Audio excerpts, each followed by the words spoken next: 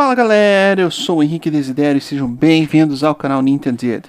No vídeo de hoje eu quero analisar com vocês o console portátil de emulação que eu acho o mais injustiçado da categoria dele, o Retroid Pocket 2S.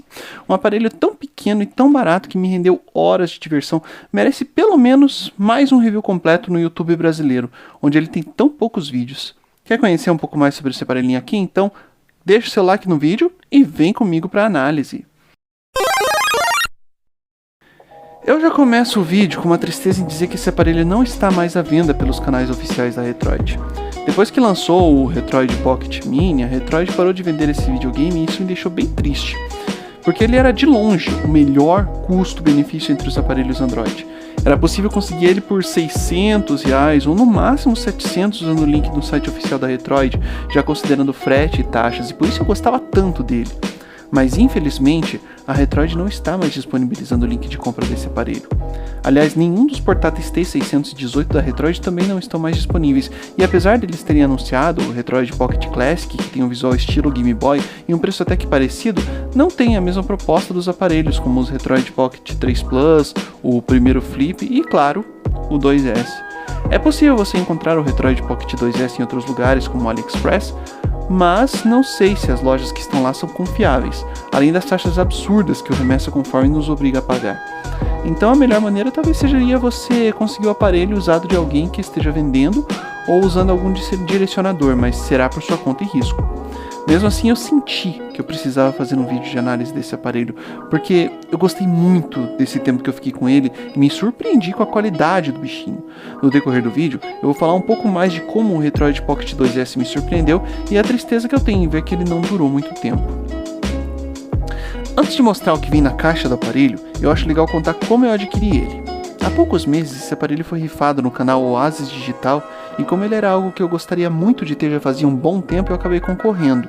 Mas eu não ganhei o aparelho, né? Quem ganhou foi meu amigo Phil, do canal Controle com Phil, e ele fez alguns shorts mostrando o Retroid Pocket 2S por lá.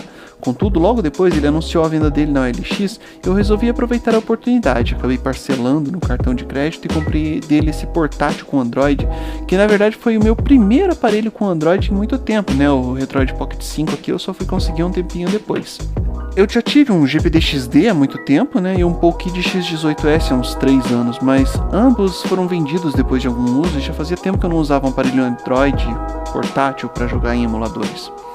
E o Phil me enviou esse aparelho com todos os acessórios que vieram junto na rifa, incluindo um grip de silicone para melhorar a ergonomia, a case oficial do aparelho feita pela Retroid e até o cabo micro HDMI que serve para transferir a imagem do console para a TV, uma feature que faz falta nos aparelhos portáteis com Android atual, né? Como o Retroid Pocket 5, por exemplo, que transmite a imagem para a TV, mas você precisa usar uma dock ou um adaptador de USB para HDMI, né? O Retroid Pocket 2, senão ele tem uma entrada micro HDMI aqui que o cabinho então basta encaixar ele e depois plugar na TV e ele já vai transferir a imagem para lá. Essa case oficial, ela é muito linda, ela tem o mesmo estilo da case do Retroid Pocket 5 e apesar de não ter o fecho em velcro como o irmão mais novo, ele também tem o mesmo protetor rígido de tela e a case tem os formatos dos botões e da carcaça do aparelho acomodando ele com facilidade. Aqui também, a entrada aqui, essas reentrâncias, né, que tem aqui dos botões LR já encaixam aqui com facilidade, ó. O aparelho fica bonitinho aqui, a tela protegida e ele fecha aqui, uma qualidade muito boa. Isso aqui também, essa cordinha, né, que a gente pode dizer para carregar ele, ela é muito rígida, a rigidez dele é ótima. Além disso, ela tem um cheirinho bem gostoso que lembra sapato novo quando a gente abre a caixa pela primeira vez. Na caixa do aparelho, que é bem parecida com a do Retroid Pocket 5 que a gente mostrou no vídeo dele, incluindo aquele fecho magnético, vem apenas um cabo USB tipo C, que diferente do Retroid Pocket 5, ele não tem a logo da Retroid, como eu mostrei lá no vídeo dele, mas ele é roxinho por dentro, olha só aqui, ó. Nas duas pontas, não, o USB-C não dá pra ver muito bem, né? Mas aqui no USB-A dá pra ver bem, ele é roxinho por dentro, como alguns celulares, né, também fazem isso, né, e eu acho bem bonito. E esse é o console. Um dos motivos que me incentivou a comprar ele do fio foi a cor verde, né? Verde é minha cor favorita e esse modelo verde transparente eu achei demais. É um verde meio apagadinho, né? Eu não sei, eu achei ele meio fosquinho, principalmente se a gente comparar aqui com o RG34XX da Ambernic, que também é verde transparente. Eu também comprei ele por ser verde transparente, já fiz aqui no canal. Mas ainda assim eu acho esse aqui bem lindo, tá? Eu acho um verde... é diferente, né? Não sei se aqui no vídeo vai dar pra ver bem, né? Os dois são verde transparentes, mas esse aqui é mais apagadinho, esse aqui é mais vivo. Mas os dois têm um charme legal. Só acho que os botões de ação deveriam ser pretos também, né? Igual os outros botões aqui dele. Esses 4 botões deveriam também ser pretos. Acho que ia dar um ar mais importante, né? Não que isso vá mudar, evidentemente, a experiência dele. E a Retroid também disponibilizou outros modelos, né, de cor para o Retroid Pocket 2S. Um todo preto, um preto transparente, né? Os únicos transparentes que tem é esse aqui e o preto transparente, né? Um modelo com as cores do GBA original, que a gente chama de índigo. Um modelo com as cores do Game Boy tijolão, que a gente chama de Classic. E um modelo com os mesmos botões coloridos desse verde, mas uma carcaça cinza, que daí parece o Super Famicom, né? O Super Nintendo japonês. E eles chamavam de 16 bits. Esse aparelho, então, ele tem um formato horizontal, mas tem um charme muito peculiar. É o terceiro aparelho vendido pela Retroid que tem o nome de Retroid Pocket 2. Mas esse tem algumas coisas diferentes dos modelos Retroid Pocket 2 anteriores. O primeiro Retroid Pocket 2, ele tinha um analógico esquerdo em cima. Ele não tinha os botões de Start Select, onde esse aqui tem agora, né? Eles ficavam aqui embaixo. E o analógico direito era um slider, né? Ele é aqueles que deslizam, estilo 3DS. O Retroid Pocket 2 Plus, que veio logo depois, ele tinha exatamente a mesma carcaça do primeiro, né? Tanto que a Retroid, naquela época, ela vendia apenas a placa do 2 Plus para quem quisesse, né, colocar a placa-mãe fazer o upgrade no aparelho original, já que as melhorias do hardware eram notáveis, né? Então era possível você abrir o aparelhinho, instalar a placa nova nele e usar com a nova potência. Também a tela com toque, né, que o 2 Plus tinha, o primeiro 2 não tinha. Já esse aqui, que foi lançado em 2023, ele teve uma reformulação muito interessante na carcaça que a gente vai explorar agora. Apesar disso, a qualidade do plástico da carcaça, ela não é tão boa, né? Eu vou ter que dizer isso, ela não é tão boa quanto os consoles da Ambernic, por exemplo, ou o Retroid Pocket 5. A gente sente um plástico mais resistente, mais firme nesses aparelhos aqui. Mas talvez isso faz parte, né, do objetivo em melhorar o custo-benefício do aparelho. E além disso, a qualidade de construção ela é muito boa. Eu não achei nenhuma rebarba, nenhuma peça mal encaixada aqui. Então, para começar, galera, eu quero falar dos analógicos dele, dos direcionais analógicos dele, com um sensor de efeito Hall Anti-Drift, são clicáveis também. Os dois estão na parte de baixo, né, essa reformulação com relação ao 2 e ao 2 Plus, e eles têm um movimento muito amplo. Vou mostrar aqui para vocês, ó. Modelo muito amplo, ele vai bastante, ele viaja bastante, bem diferente desses analógicos estilo Nintendo Switch, que ele anda bem pouquinho. Aqui ele vai viajar por um grande espaço, você sente a movimentação do analógico. E esse foi o primeiro modelo da Retroid que veio com esse modelo de analógico. E o sucesso foi tanto que foi o mesmo usado em modelos posteriores, como o Retroid Pocket 4, o 4 Pro, o Mini e até o Pocket 5, que tem exatamente o mesmo analógico com sensor de efeito Hall e grande movimento. A única diferença é que no caso o 2S, ele não tem os LEDs RGB em volta que foi colocado aqui no 5. O D-pad dele também é um padrão para Retroid, né, que já era usado no Retroid Pocket 3 Plus, que veio antes desse aqui. E vem sendo usado até hoje, né? E é o mesmo D-pad parecido com o PS Vita que eu falei aqui na análise do Retroid Pocket 5. A sensação é exatamente a mesma. Uma impressão de clique, né? Que eu gostei bastante. Apesar, né, que eu também tenho que dizer que não tem a mesma qualidade dos D-pads da Ambernic, principalmente aqui no RG35XXH, a gente sente que ele tem um pouquinho mais de qualidade, né? O RG Cube XX tem um D-pad de formato disco, né, e a gente também sente uma qualidade interessante.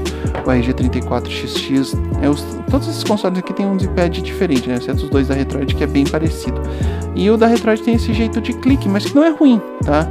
Ele é perfeito para o que se propõe, né? A qualidade dele para jogar eu não tenho do que reclamar quanto a isso. Os botões de ação ABXY também são idênticos aos do Retroid Pocket 5, ou seja, foram usados em todos os modelos posteriores também, provavelmente foram usados no 4, no 4 Pro, no Mini e também no 5. E eles têm uma resposta muito boa. Tá? Eu não tenho muito a dizer para eles, né? Só que eles são muito barulhentos. Chega a incomodar a minha esposa se eu fico jogando do lado dela antes de dormir, sabe? Ainda assim, eles não afundam na carcaça. Ó, você pode ver aqui esse vermelhinho que você pode ver que ele não afunda na carcaça. E a sensação tátil é bem boa, é uma responsividade que eu acho muito gostosa, então também não tenho do que reclamar. Não é a mesma qualidade de um Anbernic, tanto aqui quanto aqui a gente nota, né? Inclusive esse aqui é o Anbernic RG Cube XX, logo vai ter a análise completa dele aqui no canal, tá bom, galera? Não tenho do que reclamar. Agora, o que merece nota aqui no Retroid Pocket 2S são os botões Start e Select, que a gente vê aqui na parte de baixo da face frontal do como os 3 botões que a gente vê aqui na parte de baixo frontal do aparelho. Esses 5 botões, esses 2 aqui de cima e esses 3 aqui de baixo, Start e Select, estão aqui em cima, são idênticos, eles têm uma resposta de clique bem rápida e uma viagem muito curta. Mas eu gostei mesmo foi o fato de termos 5 botões disponíveis agora, tem 5 botões aqui, pra vocês terem uma ideia, o Retroid Pocket 5 ele só tem 4. Ou seja, os 4 botões que a gente tem aqui no Retroid Pocket 5, aqui são 5 no 2S. E o Start Select foram posicionados exatamente no lugar que deveriam ficar, aqui, na parte de cima. É aqui que tem que estar o Start Select, tá, gente? Quem faz console portátil tem que colocar o Start Select aqui. O RG35XX-H acertou exatamente a mesma posição. O RG Cube XX já errou, colocou aqui. É um acesso fácil, mas não é tão fácil como se estivesse aqui. Na análise dele eu vou falar sobre isso. O RG34XX a gente até entende, porque ele quis copiar o GBA, então colocou exatamente no lugar que ficava no GBA, mas também se ficasse aqui em cima eu não ia reclamar. Claro que é melhor ele copiar aí o design do GBA, então esse caso é um pouco exceção. Mas sim, a regra é essa, tem que ficar aqui em cima, tem que ficar nessa posição aqui onde a gente acessa bem mais fácil Start Select. É aqui, o Nintendo Switch ditou essa regra e não tem como fugir dela. Então o Retroid Pocket 2S acertou em cheio em colocar ele aqui. Os modelos mais posteriores da Retroid, como o 4 e o 4 Pro, não colocaram aqui, né? O Mini e o 5 voltaram, como eu mostrei ali no 5. Então sim, esse é o lugar para ter os botões Start e Select. No lugar que deveriam ficar, perto do D-pad, perto dos botões de ação, acesso bem facilitado. E os 3 botões de baixo, e antes no Retroid Pocket 2 e 2S, e 2 Plus, perdão, tinha o Start Select aqui e o botão de voltar. O único que se manteve foi o botão de voltar, que agora está aqui. Mas tem agora também o botão Home e um terceiro botão que eu gosto de usar como botão Hotkey para o RetroArch e o botão de acessar o menu de alguns emuladores como o Drastic, que é o emulador de Nintendo DS. E eu achei legal esse modelo ter esse 5º botão mapeável, né? Que é algo que não tem, né? Como eu disse no Retroid Pocket 5, que ele só tem 4 botões, ele não tem esse 5º botão mapeável, mas também não é uma coisa imprescindível. Claro que é uma coisa também bem útil e que alguma serventia a gente acaba encontrando. Ainda na face frontal, nós temos os alto-falantes, que ficam numa posição muito boa, mirando a emissão sonora na direção da face do jogador, e deixam esse console com um visual que lembra as antigas TVs de tubo. Eu não sei explicar o motivo, mas a cara desse aparelho, ele não se assemelha a nenhum console feito oficialmente antes, né? Exceto, evidentemente, os anteriores, Retroid Pocket 2 e 2 Plus. Mas ele traz uma sensação de nostalgia, sabe? Você pega esse aparelho pra jogar, você sente... Eu não sei explicar porquê, mas ele me faz sentir aquelas TVs de tubo antiga, com os botões aqui embaixo pra ligar e desligar, os alto-falantes aqui na frente. É uma sensação como se eu estivesse pegando meu Super Nintendo pra jogar Super Mario World, sabe? É familiar isso aqui, eu não sei dizer exatamente porquê, mas é muito nostálgico. Na parte de cima do aparelho nós temos os botões L1, L2, R1, R2. Né? Os botões de ombro L1 e R1, eles têm uma resposta de clique bem rápida, uma viagem curtíssima. E apesar de serem bem finos, assim como no Retroid Pocket 5, a gente percebe que são botões bem estreitos, L1 e R1, eles respondem não importa em que parte do botão você aperta. Eles respondem se apertar aqui, pode ser aqui, não importa a parte que você aperte. E os botões L2 e R2 são gatilhos analógicos, bem diferente dos modelos anteriores do Retroid Pocket 2 e 2 Plus. Eles medem a intensidade de como você aperta o botão. Isso serve para jogos de corrida mais modernos, isso serve para jogos que usam essa sensibilidade, né? Jogos como GameCube, Dreamcast, se eu não me engano, tem algum jogo ou outro que usa esse tipo de sensibilidade. Não são os melhores botões, para essa finalidade. Eu acho que os do Retroid Pocket 5 são muito melhores, mas esses aqui já cumprem bem essa função. E como eu disse, né, foi uma coisa que a Retroid acabou usando em modelos posteriores. Esse console aqui, ele trouxe muita coisa que a Retroid acabou usando nos sucessores dele.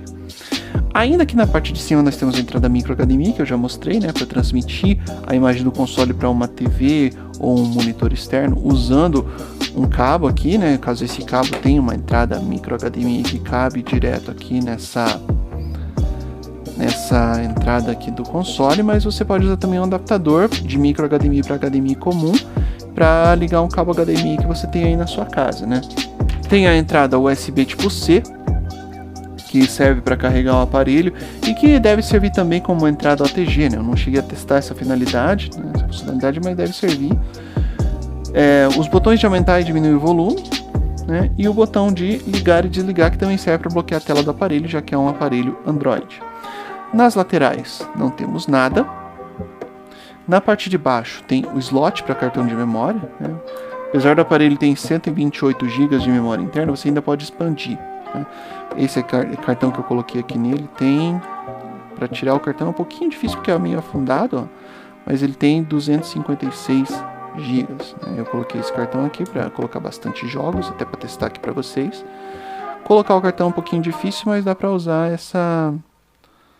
dá para usar a unha, dá para usar essa própria trava de plástico aqui. Inclusive, eu achei interessante que essa trava é um plástico sólido, sabe? Diferente aqui do Retroid Pocket 5, que é meio, sei lá, eu senti um pouquinho mais de bambeando. Apesar de que o cartão no Retroid Pocket 5 é mais fácil de você colocar e tirar usando o dedo, né? No 2S ele é meio afundado. E também a gente tem aqui embaixo o plug jack para fone de ouvido. Quem quiser usar um fone com fio, dá para plugar ele aqui sem problema.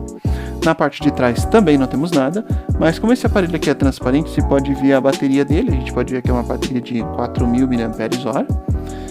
E é possível também ver algumas peças internas da placa-mãe. A gente percebe então que é um plástico bem fino, né? Como eu já disse, essa carcaça não é o plástico da melhor qualidade de um portátil que eu tenho. O RG35XXH da Ambernic, por exemplo, me parece ter uma qualidade muito melhor de plástico e uma construção um pouco melhor também. Mas esse aqui, por outro lado, é bem mais potente do que ele e ganha muito no quesito custo-benefício. Sobre a ergonomia dele, eu achei bem interessante. O formato lembra muito os consoles estilo tijolinho da Ambernic, como a RG35XXH, mas por ter os botões de ombro empilhados em vez de alinhados, olha só essa diferença aqui, ó. Um botão do lado do outro aqui um botão atrás do outro, a gente acessa muito mais fácil. E os mesmos analógicos côncavos do Retroid Pocket 5 que eu já mostrei aqui também, isso traz mais conforto na jogatina. E falando dos analógicos, é meio desconfortável jogar com eles, né? A gente percebe aqui que a mão fica meio, né, bambeando, eu preciso acessar assim, então isso me faz recomendar muito o uso de um grip.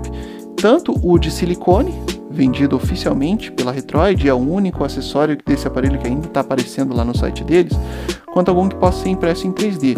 Esse aqui é oficial, né? Foi feito para o Retroid Pocket 2S e como ele é de silicone é bem fácil de encaixar. Você encaixa ele bem tranquilinho aqui e aí jogar com o analógico fica um pouco mais fácil.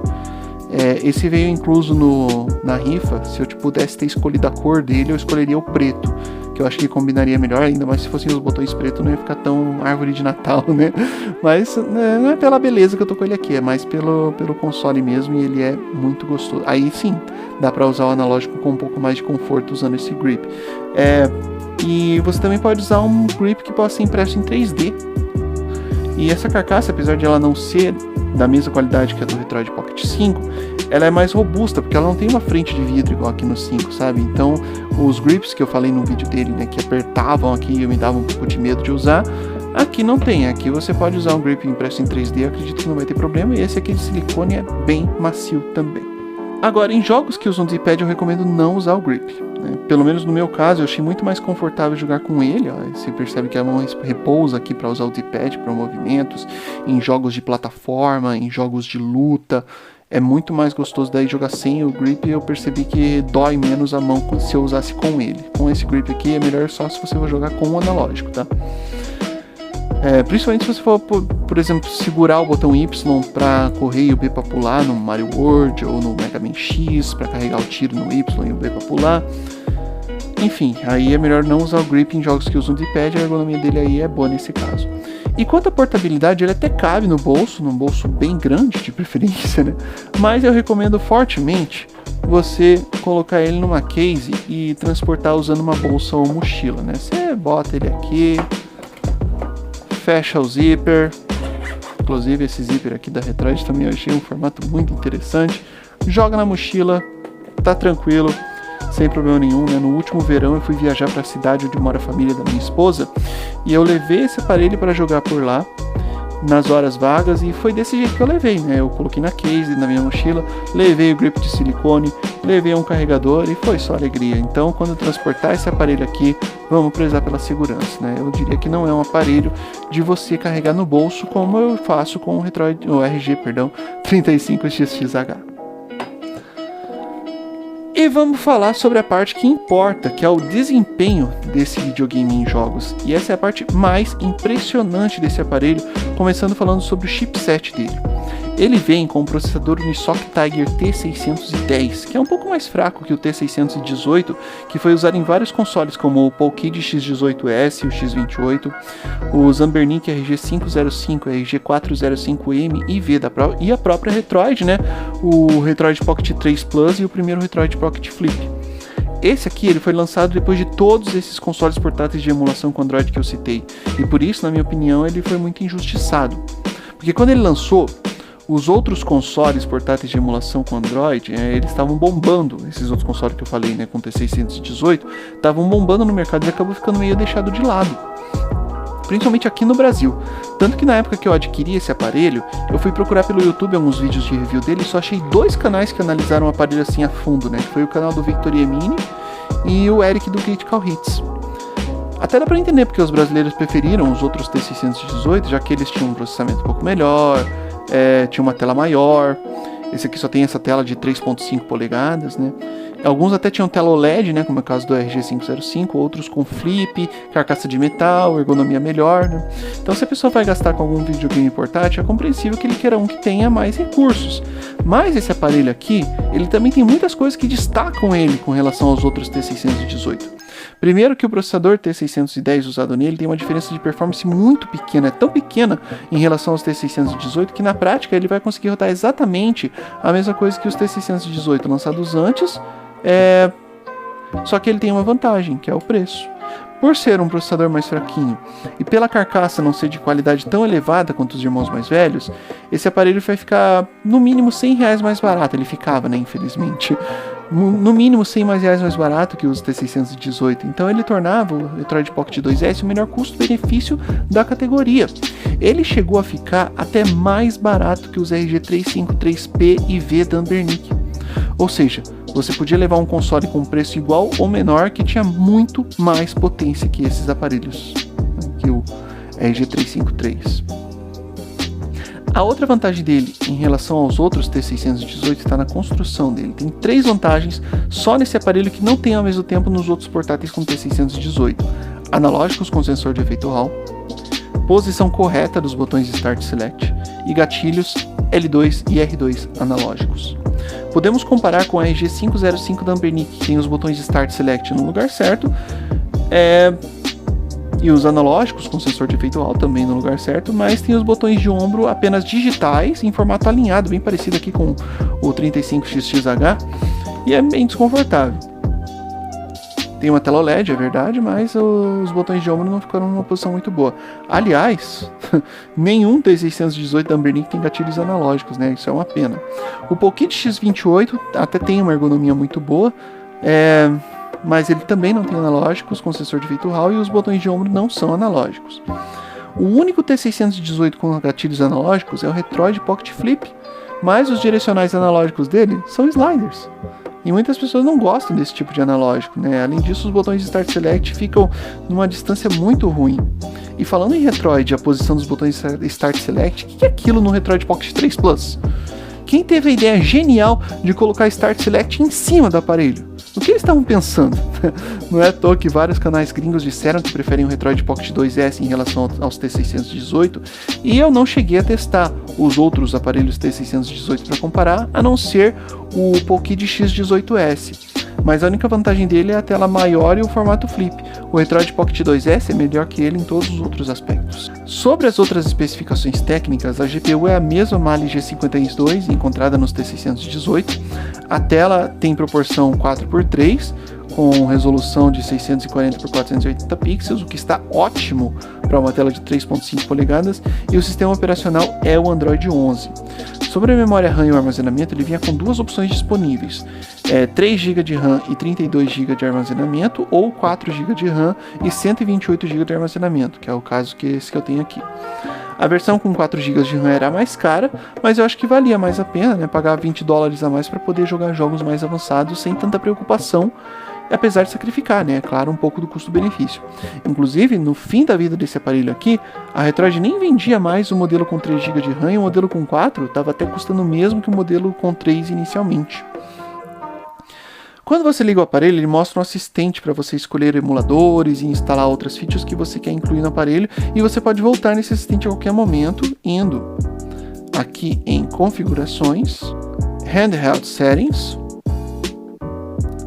Advanced e Re-Enter Setup Wizard. Podemos dar um OK aqui, ele não vai deletar nada, fiquem tranquilos. Não vai formatar nem nada. Ele vai reiniciar o aparelho e vai entrar no assistente. Vamos aguardar. Vou cortar o vídeo aqui para não ficar tão longo para vocês. Aqui ele já começa com o assistente, né? Quando você liga, você escolhe a sua língua. Pode escolher outras línguas, no caso, inclusive o português do Brasil está disponível. Eu vou adicionar ele aqui, português do Brasil. Vou colocar ele em primeiro lugar, o inglês vou até manter, mas o português vai ser a nossa língua principal. Podemos dar um Next. Aqui a gente pode conectar, né? Já está conectado na internet, na rede aqui de casa. Você pode conectar na primeira vez. Vou dar um Next. Aqui é a nossa zona, né? No caso, a nossa região. Ele já está no lugar errado, né? Eu tenho que colocar a região como Brasil. E o fuso horário de São Paulo. No caso aqui onde eu moro, que é em Curitiba. Então, América, São Paulo já. Então, tá mais de boa. A gente pode escolher ativar os serviços do Google Play. Eu recomendo que você deixe ativado. Aqui a gente escolhe os aplicativos pré-instalados, tá? Eu escolhi esses aqui, mas você pode escolher não colocar nenhum deles. Alguns eu até acho melhor não colocar, e você pode adicionar os aplicativos pessoal. Como é que eu posso dizer? Por conta, né? Você pode adicionar os APKs. Eu até tô tirando a maioria deles porque a gente encontra melhorias, né? A gente encontra versões mais atualizadas. Esses aqui não estão tão atualizados. Talvez o Dolphin for Handheld, que é um fork do MMJR2, pode ser um pouco útil aqui. Eu não estou usando mais, né? Não preciso usar. A gente pode aqui no final escolher o Launcher, né? Você pode escolher o Launcher da Retroid, ou o padrão do Android. Eu prefiro o padrão do Android, porque eu não gosto do launcher da Retroid, né? Nem nesse aqui e nem no que vem no Retroid Pocket 5, eu não gosto muito do launcher da Retroid, então eu vou usar o padrão Android mesmo. E aqui a gente pode completar. Então sempre que quando você ligar ele pela primeira vez vai estar aqui, né? E falando, né, em front-end, né, se for para usar uma front-end, eu recomendo muito a Emulation Station, que eu estou usando nos meus emuladores com Android. Eu quero também testar o Daijisho ou Pegasus, mas eu não conheço eles o suficiente, então eu prefiro recomendar aqui um que eu conheço, que é o Emulation Station, né? No caso, se você quiser usar ele como launcher, você pode vir aqui em Apps e Notificações nas configurações, vem em Apps padrão e você só troca o app de início por ESDE. E ele vai carregar aqui o Emulation Station depois das configurações. Eu vou fazer um dia um vídeo de configurar o Emulation Station no Android para usar ele em consoles portáteis. Sobre os jogos, eu adianto que ele vai rodar de tudo, até os consoles de 8 a 16 bits, dos consoles de mesa, além de os portáteis como Game Boy Color, GBA e também outros portáteis como Game Gear, Neo Geo Pocket Color, WonderSwan e etc. Em resumo, o videogame foi dos anos 90 ou anterior, essa belezinha roda para você.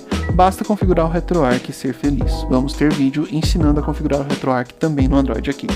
E quando eu falo em videogame dos anos 90, eu me refiro a todos, sem exceção, incluindo os que foram lançados no final dessa década. O PlayStation 1 roda aqui com a mão nas costas.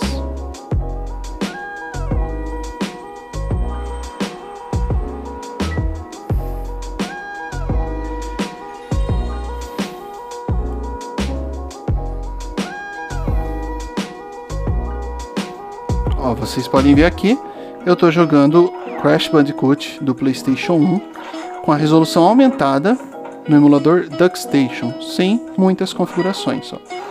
Se quiserem ver aqui, ó, a gente pode ver as configurações que a gente está usando. Pode ver aqui que a escala de resolução a gente pode colocar ele em 3 vezes para 120p. E olha só, ele ainda continua lisinho. PlayStation 1 aqui é perfeito, você vai conseguir rodar tudo dele com resolução aumentada sem problemas. Vamos falar de outros vamos falar de outros videogames agora, de outras plataformas.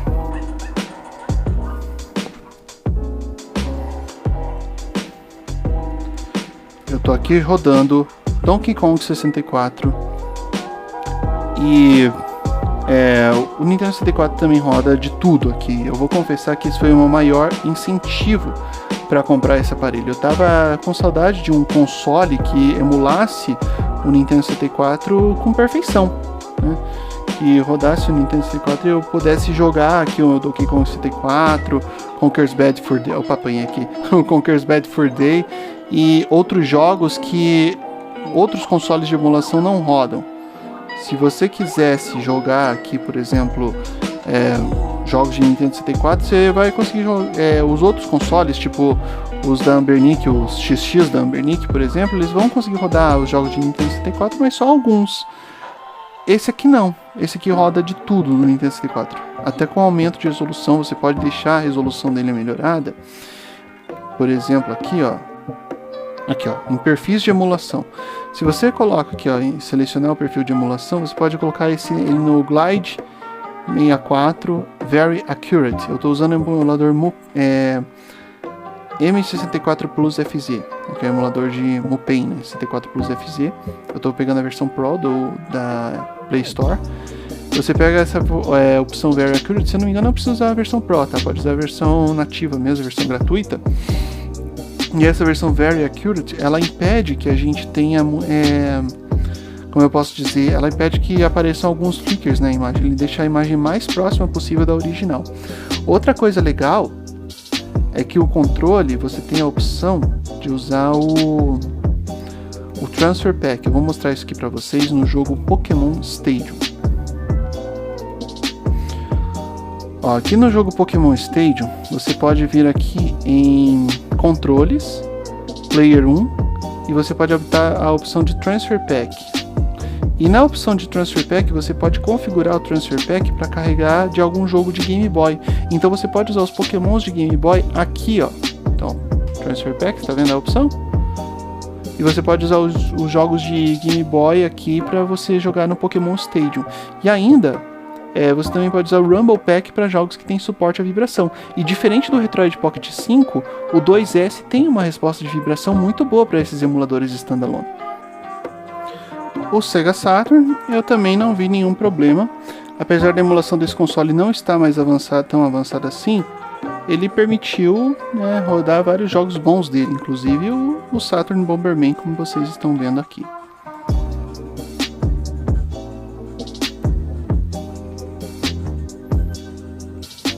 Que muitos dizem, inclusive, que Saturn Bomberman é o melhor jogo de Bomberman até hoje já feito, e esse aqui e tá rodando muito bem aqui, a gente pode jogar de boa.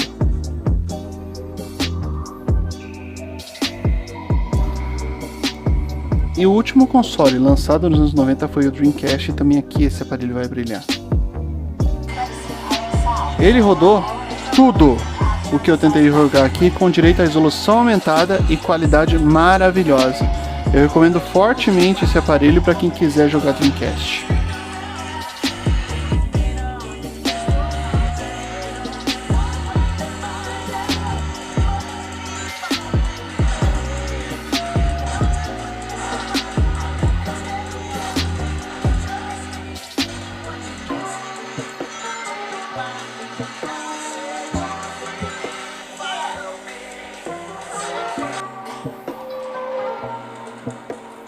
A emulação de PSP aqui também é relativamente perfeita.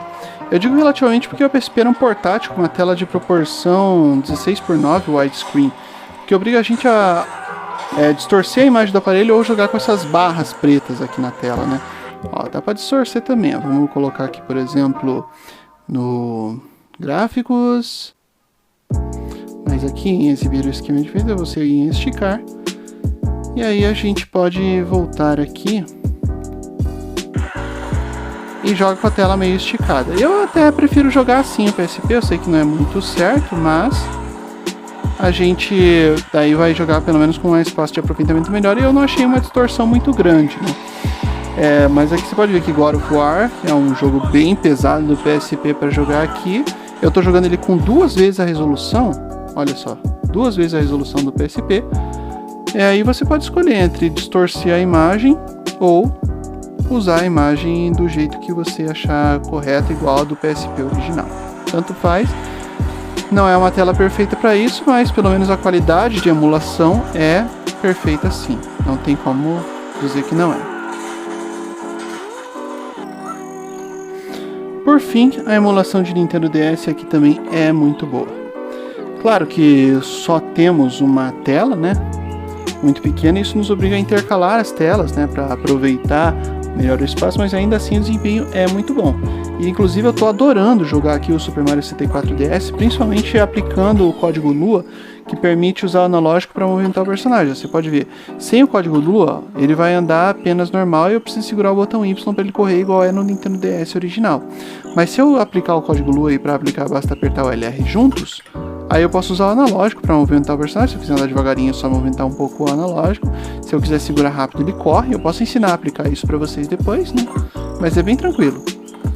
E deixa o jogo mais dinâmico que no console original, né? Afinal de contas, o Super Mario 64 eu acho que foi feito para jogar com analógico. E aqui, então, a qualidade é muito boa, só infelizmente, como só temos uma tela, temos que ficar alternando entre a tela grande e a pequena. Mas no caso do Super Mario 64 dá até para eliminar ela aqui, porque afinal de contas a tela de baixo ela é só um mapinha, né? Então não precisamos tanto desse mapinha, podemos só jogar com a de cima também e sermos felizes. Agora vamos entrar nos consoles que esse aparelho aqui não roda muito bem, que é o caso do GameCube, por exemplo, né? É possível rodar uma coisa ou outra, mas tem que considerar isso aqui como um bônus, né? Muita coisa do GameCube vai rodar de forma até que satisfatória. Por exemplo, no caso, como vocês estão vendo aqui, o Zelda Wind Waker. O Zelda Twilight Princess, ele vai precisar usar a versão MMJR2 do Dolphin, né?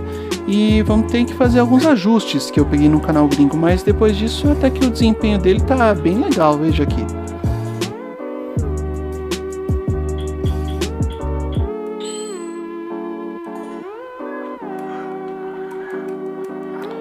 Nessas regiões de água aqui, geralmente a emulação acaba ficando meio ruinzinha, e você pode ver que o Link agora tá nadando bem. O Lago Hylia geralmente é um lugar aqui onde fica bem ruim, e você pode ver que até as distorções da água estão aparecendo bem. Eu sofri para conseguir emular esse jogo aqui em outros aparelhos, inclusive até aparelhos mais potentes, né? E aqui tá rodando muito bem. Mario Kart Double Dash foi outro jogo que rodou muito bem aqui. Inclusive, eu tô achando esse jogo aqui muito jogável. Pra GameCube ele tá aprovadíssimo. Talvez você tenha que mudar se aparecer uma tela azulada de OpenGL pra Vulkan ou vice-versa, né?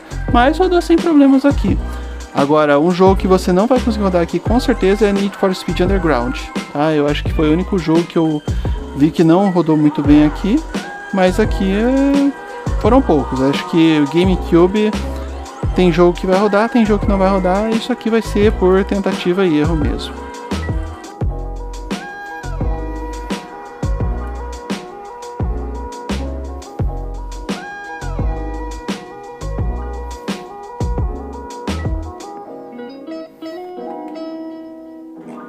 No PlayStation 2 é a mesma coisa do GameCube, tá? Tem muito jogo que vai rodar e outros não. O Crash to Insanity, como eu estou mostrando aqui para vocês, por exemplo, é lisinho, roda muito bem aqui.